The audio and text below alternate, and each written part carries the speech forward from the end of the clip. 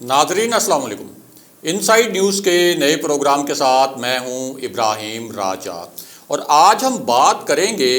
कि ISI headquarters में होने वाला आला तरीन इजलास या आप कह सकते हैं कि आला तरीन ब्रीफिंग में army chief general Qamar Javed Bajwa क्यों शरीक नहीं थे।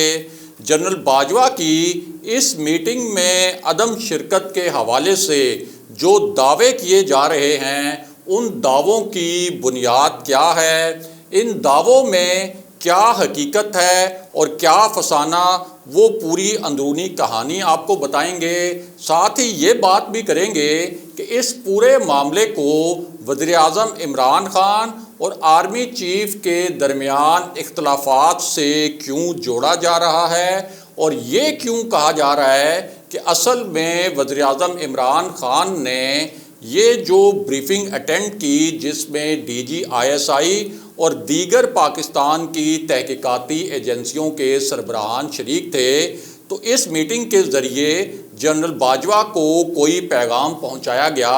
इस किस्म के जो दावे किए जा रहे हैं और इस किस्म की जो इतलात हैं उनके पीछे असल किस्सा क्या है वो आज आपको बताएंगे। हमारे जिन दोस्तों ने अब तक हमारे चैनल को सब्सक्राइब नहीं किया उनसे हम कहेंगे कि हमारे चैनल को सब्सक्राइब कर लें ताकि उन्हें अहम मालूमात बर वक्त मिलती रहें। अब वापस आते हैं आज के मौजू पर, यानी आईएसआई हेडक्वार्टर्स में क्या हुआ। आला तरीन सतह की जो ब्रीफिंग थी जिसमें वज़ीर-ए-आज़म इमरान खान ख़ुद शरीक थे। डीजी आईएसआई जनरल फैज़ हमीद ने वज़ीर-ए-आज़म इमरान खान को ब्रीफिंग दी, लेकिन जनरल बाजवा जो आर्मी चीफ हैं वो इस ब्रीफिंग में शरीक नहीं हुए। तो इस मामले पर कुछ हलकों ने बड़े सवालात खड़े करने की कोशिश की और बड़े बड़े दावे भी किए और कुछ ऐसी इतलात भी फैलाई गई कि असल में वज़ीर-ए-आज़म इमरान खान और army chief general Qamar Javed Bajwa के दरमियान जो एक पेज का तासुर था कि यानी दोनों एक सफ़े पर हैं, अब वो एक सफ़ा फट चुका है और यही वजह है कि वज़ीर-ए-आज़म इमरान खान ने इस ब्रीफिंग में जनरल बाजवा के साथ मिलकर शिरकत नहीं की, या आप कह सकते हैं कि जनरल बाजवा को इस इजलास में और इस ब्रीफिंग में बुलाया नहीं गया। अब ये जो दावे हैं पहले आपको बताते हैं कि ये किस बुनियाद पर किए जा रहे हैं और फिर आपको इस ब्रीफिंग के अंदर जो कुछ होता रहा उसकी अंदरूनी कहानी भी बताएंगे और फिर जनरल बाजवा की अदम शिरकत के हवाले से जो असल कहानी है वो भी आपके सामने रखेंगे। तो मामला ये है कि कुछ हल्के ये दावा कर रहे हैं कि चूँकि अब वज़ीर-ए-आज़म इमरान खान और army chief general Qamar Javed Bajwa के दरमियान बहुत अरसे से कोई 1-on-1 मुलाकात नहीं हुई, यानी 2-3 इजलास तो पिछले 6-7 हफ्तों में ऐसे हुए हैं कि जिसमें एक इजलास की सूरत में वज़ीर-ए-आज़म इमरान खान और army chief general Qamar Javed Bajwa इजलास के पार्टिसिपेंट्स की सूरत में तो मौजूद थे, लेकिन एक अलग से जनरल बाजवा की और वज़ीर-ए-आज़म इमरान खान की कोई मुलाकात नहीं हुई और ये मुलाकातें पहले बहुत ही तवातुर से होती थीं और इसके ऊपर एक बाकायदा प्रेस रिलीज़ भी जारी किया जाता था वज़ीर-ए-आज़म ऑफिस से, जिसमें आईएसपीआर का भी इनपुट होता था और बताया जाता था कि इस मुलाकात में यानी वज़ीर-ए-आज़म की और जनरल बाजवा की मुलाकात में क्या कुछ डिस्कस हुआ। अब एक तो ये मुलाकातें जो हैं उनमें तातुल आ गया, दूसरा एक जो मुलाकात हुई थी बड़े मखसूस हालात में उस मुलाकात का भी कोई आलामिया जारी नहीं किया गया, यानी कोई प्रेस रिलीज़ जारी नहीं किया गया। अब उस हवाले से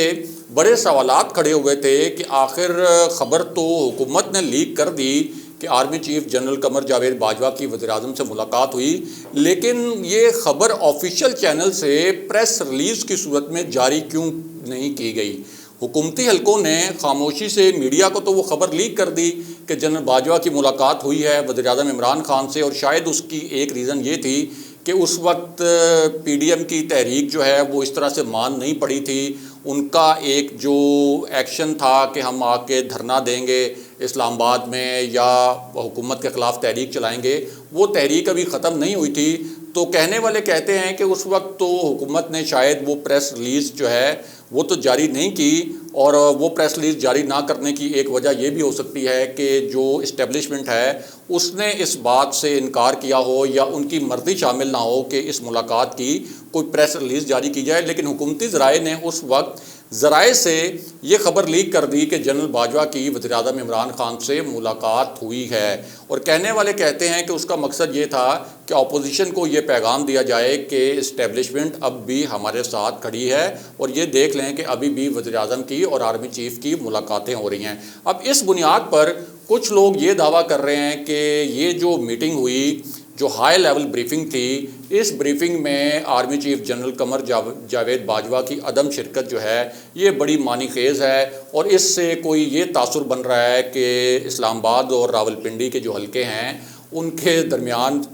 سب کچھ اچھا نہیں ہے۔ اب اصل معاملہ کیا تھا، وہ اصل معاملہ آپ کو بتاتے ہیں۔ تو معاملہ یہ ہے کہ یہ جو بریفنگ تھی بہت ہی ریئر بریفنگ تھی، یعنی بہت غیر معمولی بریفنگ تھی، اور اس حوالے سے ہم اس کو بہت غیر معمولی بریفنگ کہہ سکتے ہیں کہ ISI ہیڈ کوارٹرز میں FIA کے سربراہ، انٹیلیجنس بیورو کے سربراہ اور دیگر جو ذیلی انٹیلیجنس ایجنسیز ہیں سول اور عسکری، ان کے سربراہان بھی موجود تھے، اور یہ بہت ہی غیر معمولی بات ہے کہ ISI ہیڈ کوارٹرز میں ہونے والی بریفنگ میں جہاں ISI چیف بریفنگ دے رہے ہوں وہاں پر IB، FIA اور دیگر ایجنسیز کے سربراہان بھی موجود ہوں۔ اب IB جو ہے وہ ایک سول انٹیلیجنس ایجنسی ہے جو براہ راست وزیر اعظم کے ماتحت کام کرتی ہے، جبکہ FIA ایک تحقیقاتی ایجنسی ہے جس کو آپ انٹیلیجنس ایجنسی تو نہیں کہہ سکتے، لیکن ایک تحقیقاتی ادارہ ہے، اور یہ تحقیقاتی ادارہ وزارت داخلہ کے ماتحت کام کرتا ہے۔ اب ان کے سربراہان بھی اس بریفنگ میں شریک تھے، جس کی وجہ سے کچھ حلقوں نے بڑے شکوک و شبہات کا اظہار کیا کہ آخر یہ بریفنگ کس نوعیت کی ہے، کیونکہ جنرل باجوہ اس بریفنگ میں موجود نہیں ہے۔ اب اس بریفنگ میں ڈسکس کیا ہوا پہلے آپ کو وہ بتاتے ہیں۔ ایک تو معاملہ یہ تھا کہ افغانستان سے جو امریکی افواج کا انخلاء ہے اس کے بعد بہت تشویشناک اطلاعات پاکستان کی جو انٹیلیجنس ایجنسیز ہیں، خاص طور پر عسکری انٹیلیجنس ایجنسیز، ان کو مل رہی تھیں، اور وہ اطلاعات یہ تھیں کہ افغانستان سے امریکہ کا جب وڈرال ہوگا تو اس کے منفی اثرات پاکستان پر ڈالنے کی کوشش کی جائے گی ان ملکوں کی جانب سے جو افغانستان میں بھی بدامنی دیکھنا چاہتے ہیں، اور یہ چاہتے ہیں کہ افغانستان میں بدامنی کا ڈائریکٹ امپیکٹ پاکستان میں آئے، اور پاکستان میں اسی قسم کی دہشت گردی، تشدد اور بدامنی کی لہر پیدا ہو جو کہ آج سے چند برس پہلے تک تھی، جس پر پاک فوج نے عظیم قربانیاں دے کر قابو پایا تھا۔ اب یہ جو انٹیلیجنس ایجنسیز کی یہ میٹنگ تھی جس میں پرائم منسٹر عمران خان بھی شریک تھے، تو بنیادی مقصد یہ تھا کہ ایک ایسا میکینزم بنایا جائے کہ جتنی انٹیلیجنس انفارمیشن آ رہی ہے اس کو پول ان کیا جائے، اور ایک پلیٹ فارم کے اوپر پورا جو ڈیٹا ہے، جتنی بھی انٹیلیجنس انفارمیشن آپ کے پاس آتی ہے اس کو اینالائز کیا جائے، اور پھر کوئی بھی دہشت گردی کا جو واقعہ ہے اس کو انٹرسیپٹ کیا جائے، یعنی اس کو ہونے سے پہلے روکا جائے۔ اور اس سلسلے میں آپ کو یہ بھی بتائیں کہ انٹیلیجنس بیسڈ آپریشنز، جن کو IBOs کہتے ہیں عسکری لینگویج میں، یہ بہت امپورٹنٹ ہوتے ہیں۔ بہت سے ایسے آپریشنز ہیں جو کہ عوام کی نظروں سے اوجھل رہتے ہیں، جن کے متعلق میڈیا میں خبریں جاری نہیں کی جاتی، لیکن یہ ہر وقت جاری رہتے ہیں۔ ہمیں یہ جو اکا دکا اب دھماکے ہو رہے ہیں پاکستان میں، ہمیں تو بظاہر یہ نظر آ رہے ہوتے ہیں، لیکن ہمیں یہ نہیں پتہ ہوتا، یعنی عام لوگوں کو یہ نہیں پتہ ہوتا کہ اس کے علاوہ کتنے ایسے دہشت گردی کے منصوبے تھے جو پاک فوج اور اس کے ذیلی جو ادارے ہیں، انٹیلیجنس ایجنسیز ہیں، اور جو سول انٹیلیجنس ایجنسیز بھی ہیں، انہوں نے ناکام بنائے۔ یعنی ایک دو دھماکے تو کرنے میں کامیاب ہو گئے دہشت گرد، لیکن بہت سے آپریشنز ایسے کیے جاتے ہیں جن کی مدد سے یہ دہشت گردی کے واقعات جو ہیں وہ روکے بھی جاتے ہیں۔ اب اس میں بہت بڑی رکاوٹ یہ تھی کہ ایک جیسے نیکٹا ہے وہ ایک ایڈوائزری جاری کر دیتا ہے کہ جی کوئی ایسی اطلاعات ملی ہیں کہ پاکستان کے فلاں علاقے میں دہشت گردی ہو سکتی ہے، اور وہ بڑا ایک ویگ سا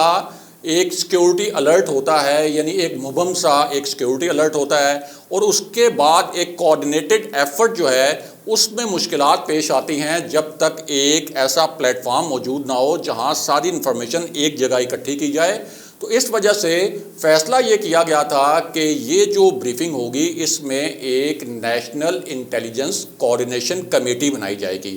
کیونکہ اس وقت پاکستان کے پاس بہت ہی تشویشناک اطلاعات ہیں کہ پاکستان کے اندر دہشت گردی کی ایک بہت لیتھل قسم کی ویو لانے کی کوشش کی جائے گی، جس کی وجہ سے یہ پوری بریفنگ ہوئی۔ اس میں سول انٹیلیجنس ایجنسیز کو بھی انوالو کیا گیا، اور پھر ایک نیشنل انٹیلیجنس کوآرڈینیشن کمیٹی بنائی گئی تاکہ تمام انٹیلیجنس انفارمیشن کو ایک جگہ اکٹھا کر کے بروقت یہ سیکیورٹی الرٹ جو ہیں یہ جاری کیے جائیں اور دہشت گردی کے منصوبوں کو بروقت ناکام بنایا جائے۔ اب اس پر کچھ حلقوں نے یہ تاثر دینا شروع کر دیا کہ جنرل باجوہ جو ہیں ان کو اس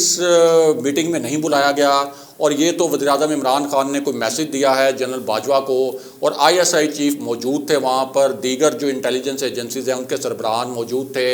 FIA چیف وہاں موجود تھے، IB چیف موجود تھے، تو جنرل باجوہ موجود نہیں تھے تو معاملہ بڑا گڑبڑ ہے، اور اس بنیاد پر پھر بڑے بڑے دعوے کیے گئے اور بڑی بڑی قیاس آرائیاں کی گئیں۔ اب اس میں معاملہ جو اصل تھا وہ ہم آپ کو بتاتے ہیں۔ وہ اصل معاملہ یہ تھا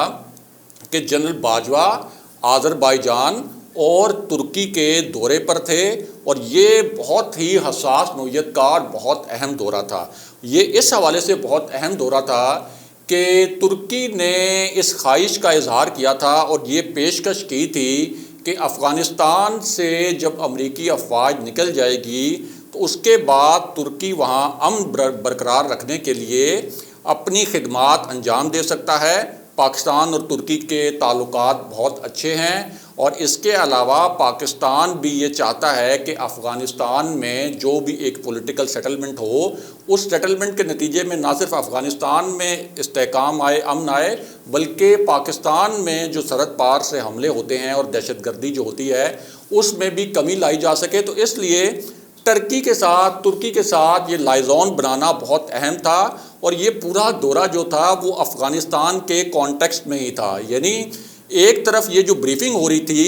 ISI ہیڈ کوارٹرز میں، یہ ڈائریکٹلی کنیکٹڈ تھی جنرل باجوہ کے آذربائیجان اور ترکی کے دورے سے۔ دو مختلف محاذوں پہ کام ہو رہا تھا، ایک انٹرنل محاذ تھا جہاں ISI ہیڈ کوارٹرز میں میٹنگ ہو رہی تھی، ایک ایکسٹرنل محاذ تھا جو کہ جنرل باجوہ نے سنبھالا تھا تاکہ افغانستان والے معاملے پر ذرا ترکی کے ساتھ بھی بات کی جائے۔ اور دوسری جانب ہمیں یہ بھی پتہ ہے کہ جس وقت یہ بریفنگ ہو رہی تھی عین اسی وقت دھماکے والی جو لاہور دھماکہ ہے وہ ہیپننگ بھی ہو رہی تھی۔ تو یہ وجہ تھی اصل میں army chief general Qamar Javed Bajwa کی اس کانفرنس میں، اس بریفنگ میں شرکت نہ کرنے کی، اور کچھ لوگ جو ہیں اس میٹنگ کی ایک تصویر جو ہیں وہ بار بار چلاتے رہے اور بڑا وہ اشارے کرتے رہے کہ دیکھیں یہاں جنرل باجوہ موجود نہیں ہیں، لیکن انہیں شاید یہ معلوم نہیں تھا کہ جنرل باجوہ کی اصل میں اس وقت مصروفیات کیا تھیں۔ اگلے پروگرام تک کے لیے خدا حافظ۔